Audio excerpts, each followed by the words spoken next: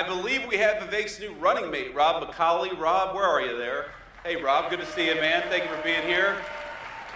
And I see our great Secretary of State, Frank LaRose. Thank you, Frank. Now, Rob, I'll give you advice as a number two. Here's my advice. What you need to do when you're governor, or when you're lieutenant governor and Vivek is governor, because you guys are going to win, and John Houston is going to win in November. We got to make sure that happens, right? You guys are going to get out there and make sure these guys win. We're going to be with you every step of the way, but when Rob is lieutenant governor, the secret to being a successful number two is to take credit for every single good thing the administration does. And when anybody criticizes the administration, you can step back and say, that was not me, that was number one. That is how you be a successful lieutenant governor for the state of Ohio. That's my approach as vice president of the United States, and I see my dear friend, Jay Edwards, who's running for treasurer. Jay, it's good to see you, man. Thanks for everything that you've done for our state and our country. Now, I'm headed from here to Minneapolis, where we're going to talk with some of our ICE agents, talk with local officials about how we can turn down the chaos. And my simple piece of advice to them is going to be, look, if you want to turn down the chaos in Minneapolis, stop fighting immigration enforcement and accept that we have to have a border in this country. It's not that hard.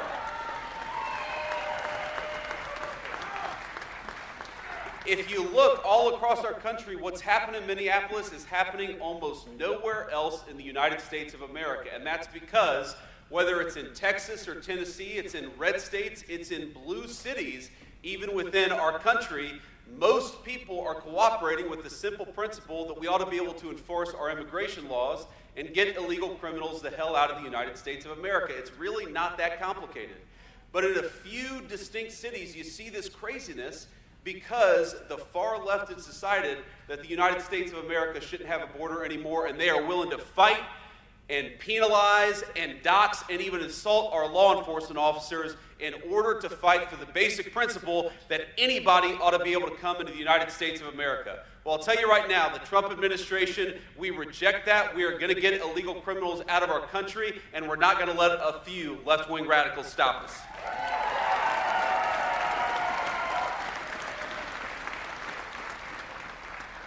But I'm here in Toledo to talk about the great American comeback, and that is what I believe. We are 1 year in.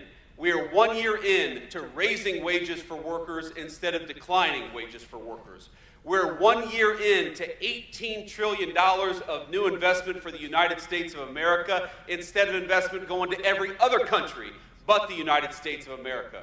We're 1 year in to getting illegal aliens out of our country so that American homes can go to American citizens, which is exactly where they ought to go. And we are 1 year in to seeing lower inflation and bigger paychecks and more opportunity for the American worker. Ladies and gentlemen, I think that we are on the cusp of the greatest economic year in the history of the United States of America because we're doing something new for a change. We're investing in you. We're investing in American workers. We're investing in American businesses, and we're saying to everybody that the United States is open for business, but only if you invest in our great American people and our great American businesses. We are done with the old approach of shipping American jobs overseas and investing in everybody else. We're back to investing in the American worker, and we're not going to stop fighting for you until we return America to the true golden age of great American prosperity.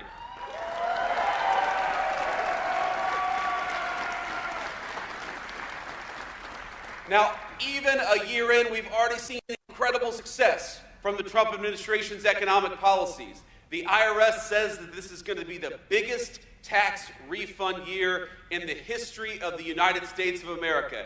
And I know there are a lot of far-left Democrats like Marcy Kaptur who don't like it when the government gives you back your hard-earned money, but the Trump administration believes that you earned it, you ought to keep it, and we ought to keep our hands the hell out of your pocket in Washington, D.C.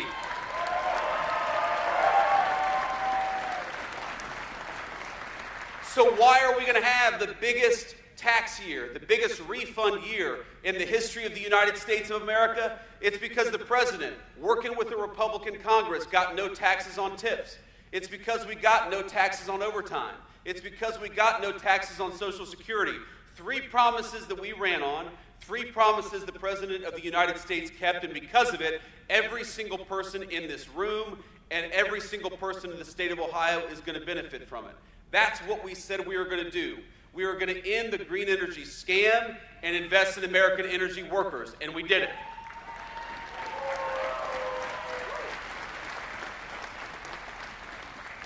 We're going to reward companies for investing in the United States of America and penalize companies for trying to invest in communist China and places all over the world. We said we were going to do it, and we did it.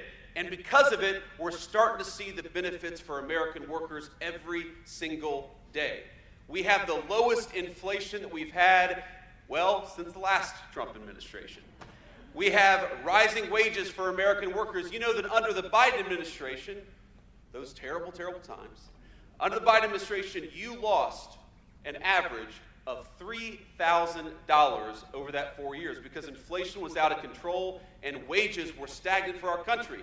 You know, under the first year of the Trump administration, you've already gained over $1,300 in real wage gains. And my friends, we are just getting started.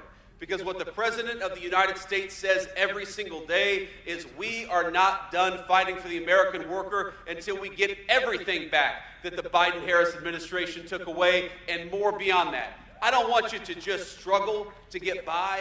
I don't want you to worry about paying your credit card bill or your medical benefits. I don't want you to think, do I buy prescription drugs or do I buy food? That is the legacy of the Democratic Congress under the Biden-Harris administration, and it's something we can't go back to. A lot of you know my story. I mean, this is my home. You all, well, you voted for me, at least most of you did. So, actually, in this room, I probably got about 100% of the vote. I think I see a few people who weren't old enough to vote for me in 2022, but look, you know my story. You know the fact that I grew up in a family. I was raised by a grandmother who would look at her credit card statement every single day and wonder, what can we afford? Can I buy my medicine this month, or do I need to focus on food? Can we take a little bit extra maybe and buy those pills that she needed in order to stay healthy and keep our family afloat? These are the decisions that way too many families had to take under the Biden administration. And under the Trump administration, we want better for you. And we're fighting better for you every single day. We want you to have enough prosperity to, yes, buy the things that you need, to, yes, buy those medications and put food on the table, but maybe to take a little vacation. Because if you work hard every single day, you ought to be able to enjoy the fruits of your labor. Maybe you want to buy something extra for your kids. Maybe you want to do something that you couldn't do when you were a kid, because that is the promise of the American dream, that we leave the next generation a little bit better off than the generation that came before. And what we had under the Biden-Harris administration is lower wages. We had higher prices. We had more people struggling to get by and more people who gave up on the essentials instead of buying the things that they needed to buy. What we have under the Trump administration is a totally different approach. And what we're trying to do, and what we've already done a lot over the last year, is made you wealthier, has made your communities safer, has gotten those illegal aliens out of the United States of America, and is trying to rebuild that all-important American dream. So I have a very simple question. Do we, 1 year into this great American recovery, do we want to go back to the failed policies of the Biden-Harris administration? No, we don't. So let's keep doubling down on American prosperity. Let's keep doubling down on the American worker. And let's tell Marcy Kaptur and the rest of the crazy congressional Democrats that we are not going back. We are going forward to a brighter future for every single one of our citizens.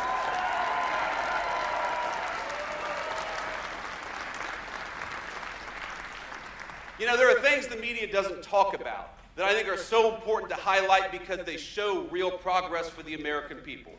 Did you know that for 4 years under the Biden-Harris administration, Americans paid the highest prescription drug costs anywhere in the world?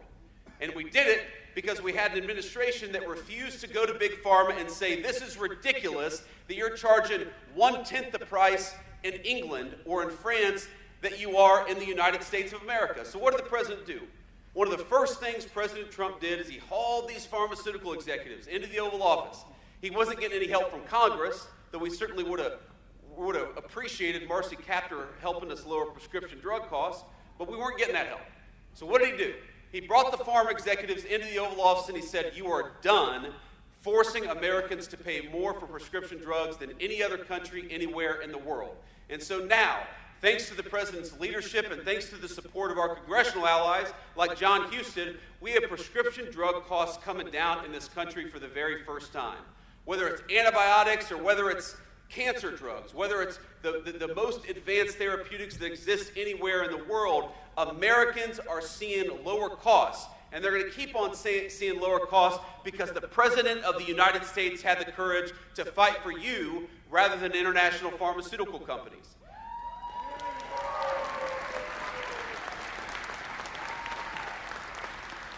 Now, the media doesn't talk about that because, of course, it makes us look good, but these are the victories that depend on having smart, wise leadership in Washington, D.C. You know, another thing the media doesn't talk about is that under 4 years of the Biden administration, the average cost of a home in the United States of America nearly doubled. And in certain jurisdictions, it actually got way worse than that. There are certain places where the cost of a home in 4 years went up by 200%. What's happened over the last 5 months? Rents have gone down over the past 5 months. And so though there's still a lot of work left to do, we're finally seeing more Americans being interested, especially our young families, being interested in buying a home for the first time. We're seeing those rents come down. We're seeing the cost of housing flatten out a little bit. And one of the biggest reasons is because on the one hand, we lowered the regulatory burdens to build houses in this country, while on the other hand, we got illegal aliens out of the United States of America who are taking American homes. That is how you lower prices. Focus on American workers and invest in American home building. You don't give all of our homes to illegal aliens. That is the legacy of the Biden-Harris administration.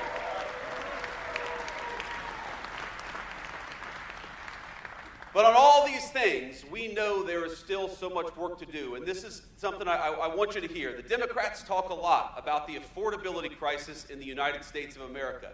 And yes, there is an affordability crisis, one created by Joe Biden's policies. You don't turn the Titanic around overnight. It takes time to fix what was broken. I said earlier that the average American has seen $1,300 of real increase in their wages just in the past year. Well, Joe Biden, they saw a $3,000 decrease. Now, on the one hand, I'm proud of that. I'm proud of the fact that you're $1,300 richer than you were just a year ago. But you know what really pisses me off? That compared to when Donald Trump left office after his first term, you're still about $2,000 poorer. Because that's what happened under the Biden administration. They did so much damage that it's going to take us time to rebuild the great American prosperity that we had at the end of the first Trump administration.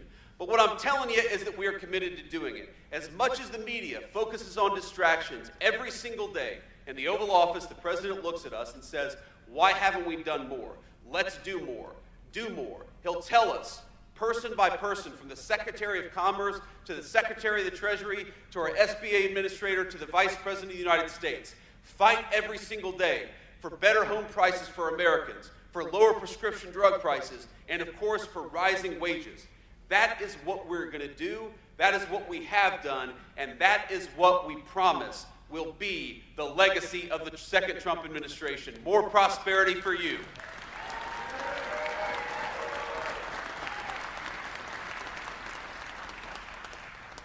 Now, I want to take a few questions from the media, but before I do, I just want to close with this thought. So, you know, growing up in Middletown, Ohio, which is pretty much due south on I-75, a lot of you probably spent time in Middletown in the same way that growing up I spent a fair amount of time in Toledo.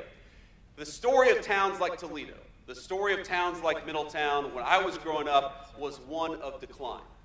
It was a story of factories closing down, of good people losing their jobs, of families that were fracturing under the financial stress that sometimes comes when people lose that access to a good job. That is not the future that we should expect for our children. We should demand better from our leaders, and that's exactly what the Trump administration is promising. Not a story where you open up the morning paper or you turn on the TV and you see a factory that's closed down, but you see a new factory that's being built. Not a story where your neighbor lost their job, but a story where your neighbor gets a new and better job because of what is being built right here in towns like Toledo. Not communities that are unsafe, where you get mugged or murdered walking down the street, but where every single person, rich or poor, black or white, can enjoy their God-given right to public safety in their own community because we're fighting for law enforcement as opposed to against law enforcement like the last administration.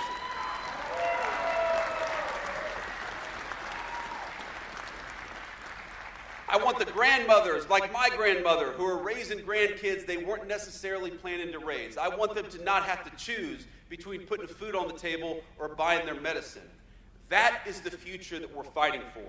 And that is what the Democrats in D.C. have fought against every single day of this administration. Now, I don't want to say all Democrats, because my mama, the woman who raised me, was one of those blue dog Democrats. She was socially conservative, she was patriotic, but she was a Democrat. And I know that in Toledo, there are a lot of those Democrats still today. But I got to tell you, in Washington, D.C., those Democrats do not exist. They disappeared from Washington, D.C. They care more in Washington about using this country as one big fraud scheme than they do about fighting for your prosperity. And that's why we cannot reward these people come November. What are they actually fighting? We know what they're fighting against. They hate Donald Trump. They went in to play in women's sports, which is crazy, but even aside from it's crazy, why the hell are you talking about that instead of figuring out how to fight for the American people? They want the Somali fraud ring in Minneapolis and frankly in other states too to continue. While a lot of Americans can't afford the cost of child care, they want to take the very programs that we use to make child care more affordable and give them to fraudsters who are illegally in our country to begin with. These are not politicians who care about you. They care about keeping the fraud going. And the question in November is very fundamental. It's going to be, do we reward the people like John Houston, who cut your taxes, who fights for lower housing costs, who fights for lower prescription drug costs? Or do we reward the crazy far-left Democrats who think that America is one big get-rich scheme for fraudsters? That's it. That's simply the question. So I'm asking you, are we going to fight for the people who are fighting for the American dream?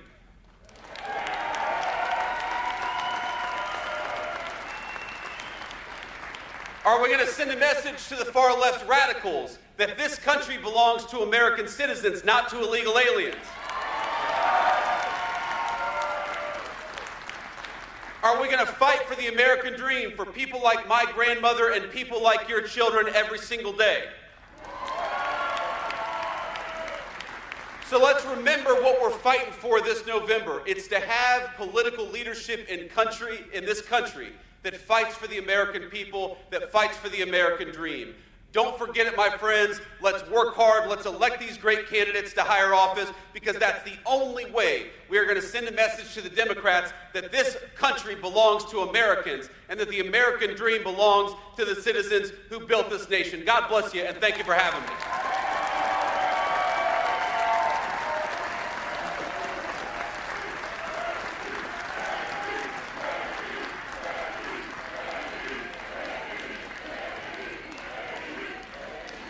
Now, I appreciate that, but I'm going to take a few questions from the reporters, and then we're going to hit the road.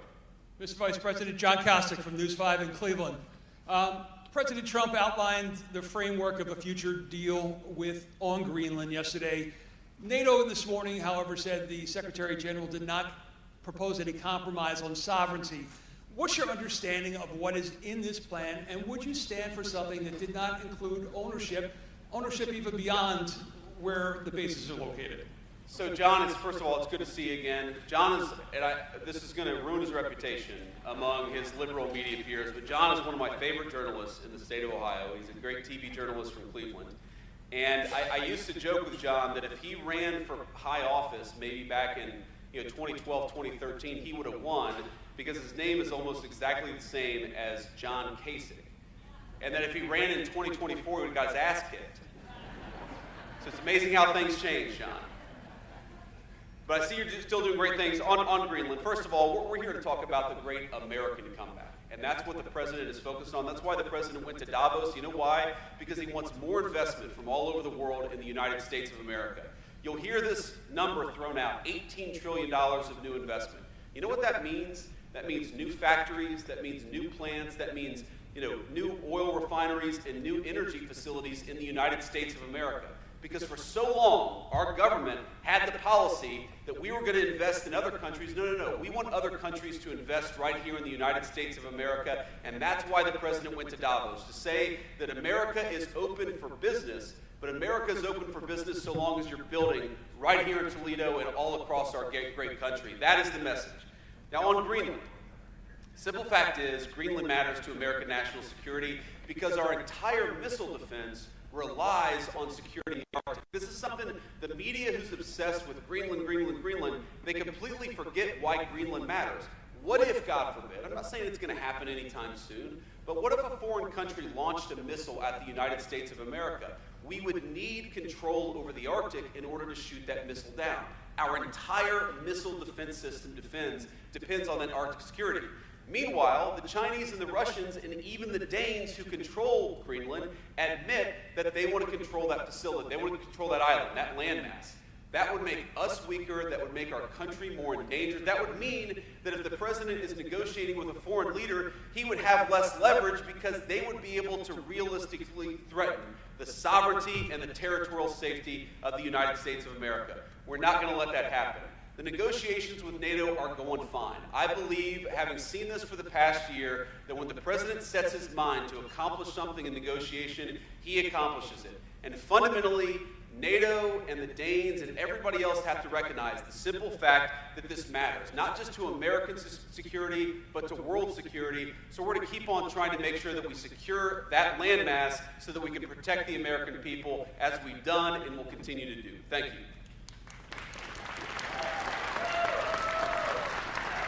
Whoever's next. The lights are very bright, so I can't see, but whoever's got the microphone, just shout out a question. Mr. Vice President, Henry Gomez, NBC News. President Trump this week said that ICE has made some mistakes. I'm curious what steps the administration is taking to rectify those, and do you think your presence in Minneapolis today will calm the tensions there? Well, certainly one of my goals is to calm the tensions, to talk to people, to try to understand what we can do better. When the president says that that mistakes have been made, my thought on that is that, well, of course there have been mistakes made, because you're always going to have mistakes made in law enforcement. I mean, we all know this. Probably every single person in this room knows a police officer. 99% of our police officers, probably more than that, are doing everything right. Some people are going to make mistakes. That's the nature of law enforcement.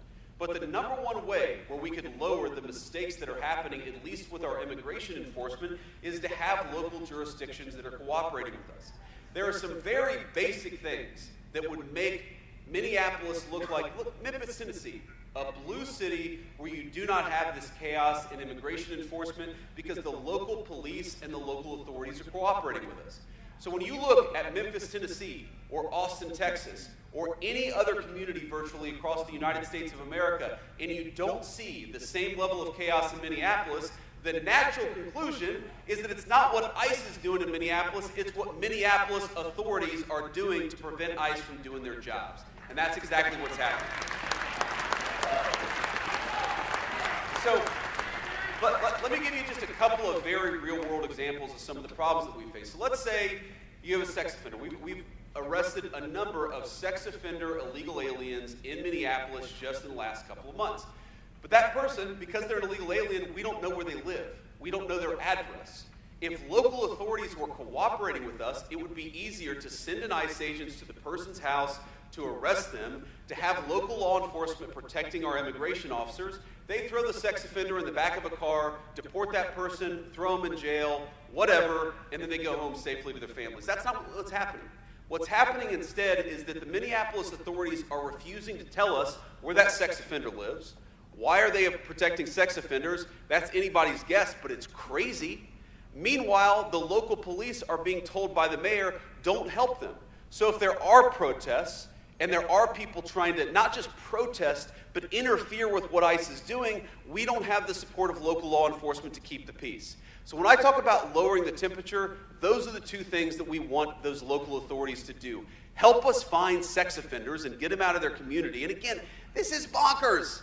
Think about this. If you've got a neighbor who's a sex offender and somebody wants to go and take that person away, I'm going to raise my hand and say, yes, please, get that person away from my children. What is wrong with Minneapolis authorities? They so hate the idea of enforcing immigration laws that they're telling their people not to get sex offenders out of their community. It's crazy, and it's why we see so much chaos in Minneapolis, but not elsewhere. Sean Hegarty, sir, 13 Action News here in Toledo. In the city itself, affordable housing is a real problem. Supply is low, rents are going up. What specifically can your administration do to increase the supply and get people, especially in the city of Toledo, into long-term, stable, good housing?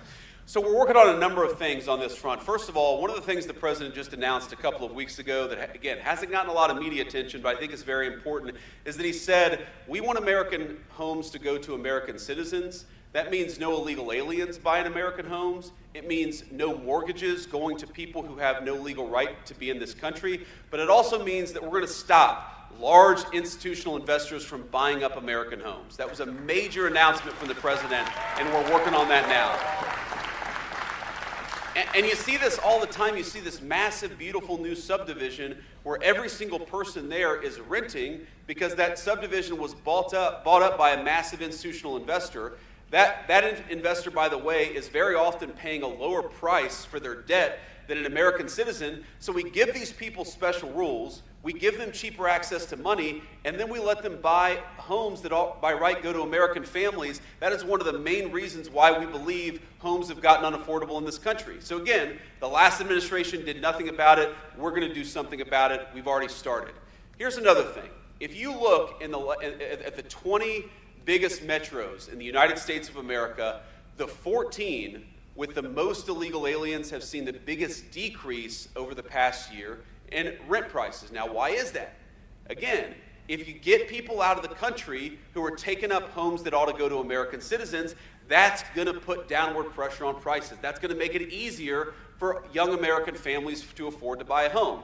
There are 3 exceptions to that. 3 places where you've seen rents increase as opposed to decrease, and every single one of those places are sanctuary cities.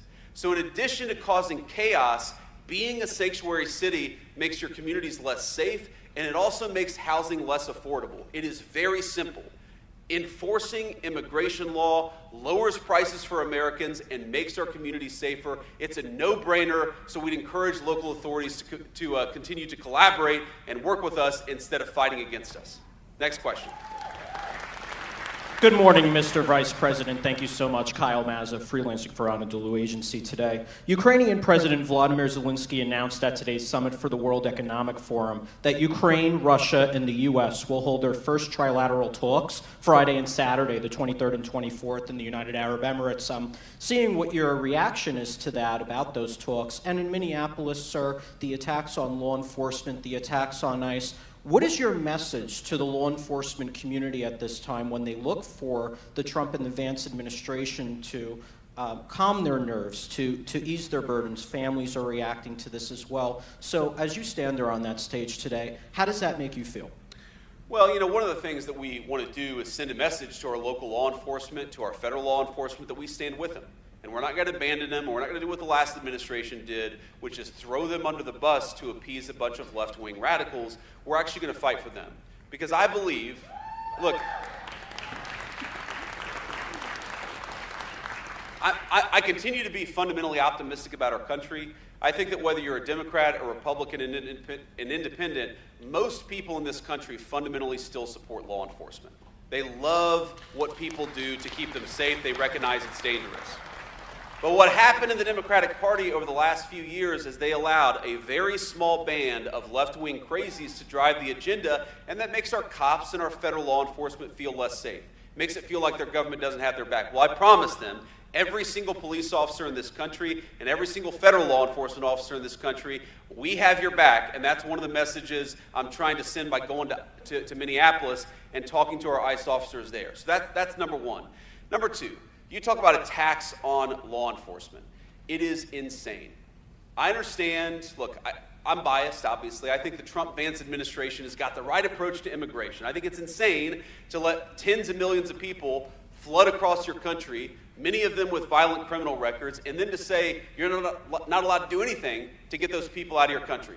That's crazy to me. Fine. If you disagree, if you think that we ought to let sex offenders be in your community, even if they're illegal aliens, fine. Make that argument. But make that argument at the ballot box.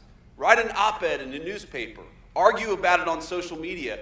Don't go to the streets and start assaulting federal law enforcement officers because you disagree with the policies of our administration. It's cowardly bullshit, and it's got to stop. And here's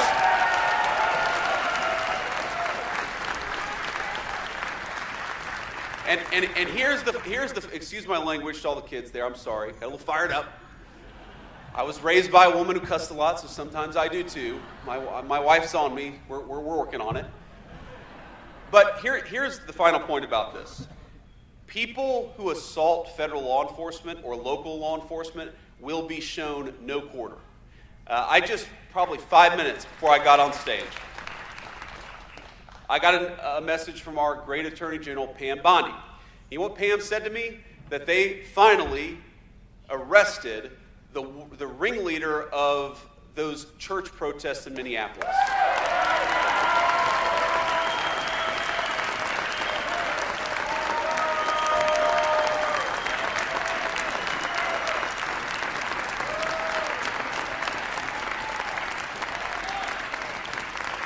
So here's the thing. Again, you don't have to agree with my immigration policies, but if you want to protest by going to an innocent church service on a Sunday, you see these images. They're scaring little kids who are there to worship God on a Sunday morning. Those people are going to be sent to prison so long as we have the power to do so. We're going to do everything that we can to enforce the law, whether you're protesting at a church, which is a violation of federal law, or you're assaulting a law enforcement officer, which again is a violation of federal law. There are going to be consequences. There already have been consequences, and there are going to be a lot more to come. So my message is, if you're thinking about assaulting a law enforcement, don't, because we're going to lock you up if you do. Now, you asked about Zelensky and Russia and Ukraine. Look, the president, he talks about this all the time. This has been the hardest war to solve. Of the 8 wars that the president has solved, he thought this would be the easiest. It's ended up being the hardest. The fact that they're sitting down and talking is progress. And I think we've made a lot of progress here. But look, you've got two people who really hate each other. The President of the United States' attitude is quite simple, and I happen to think that it's exactly right.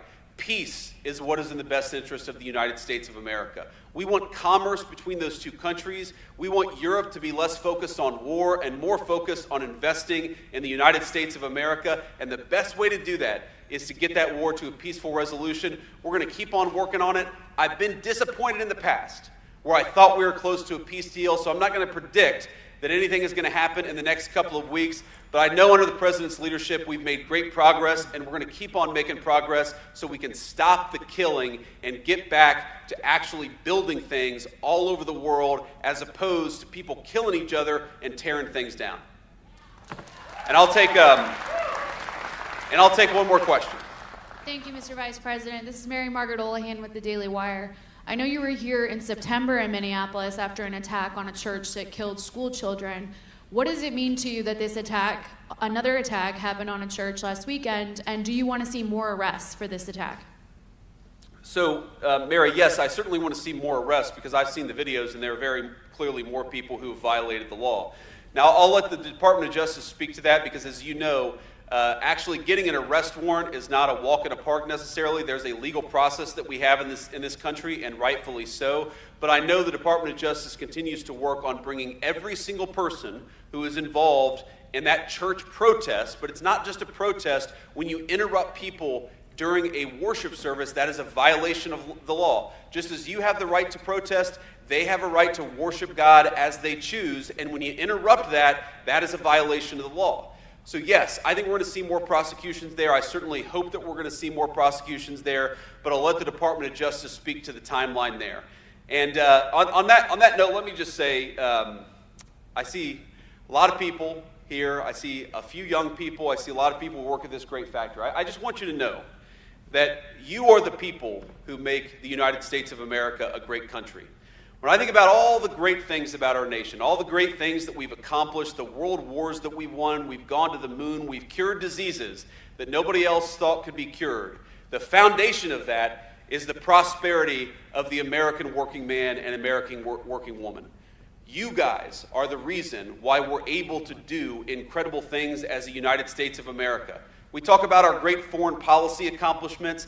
That starts right here in Toledo, Ohio. We talk about peace in the world. That starts right here in Toledo, Ohio. We talk about prosperity for the entire nation. That starts right here with building things and making things and employing good people in dignified work. That starts in Toledo, Ohio.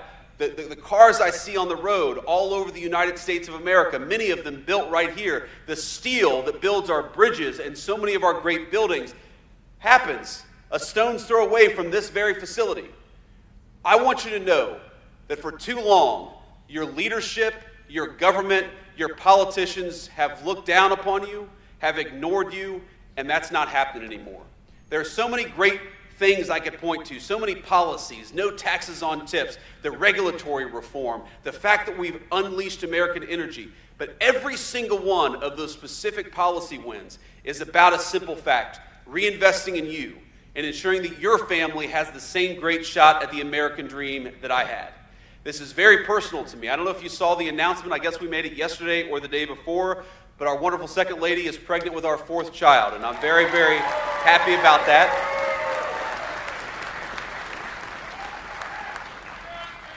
You know, we were debating having a 4th child, and I said, honey, you know, the new Trump accounts and the increased child tax credit are coming online. We got to take advantage of this stuff. She's going to be pissed at me about that one. That's okay. But look, this is personal to me, just as I know it's personal to you. We've got skin in the game. Our great governor candidate, not governor yet, but we're getting there. Our great senator, all of these great leaders, they love people in the state of Ohio. They love people in this community who are going to rise or fall based on whether leaders in Washington make wise decisions.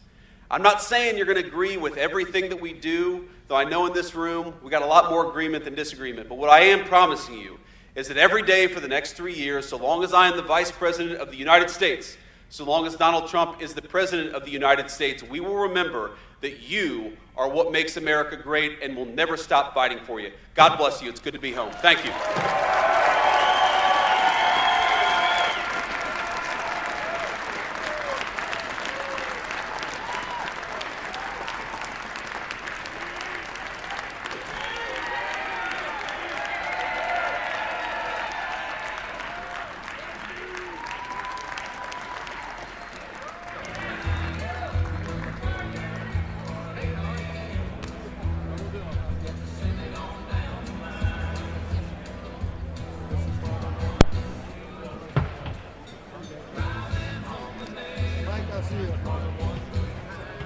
Sorry,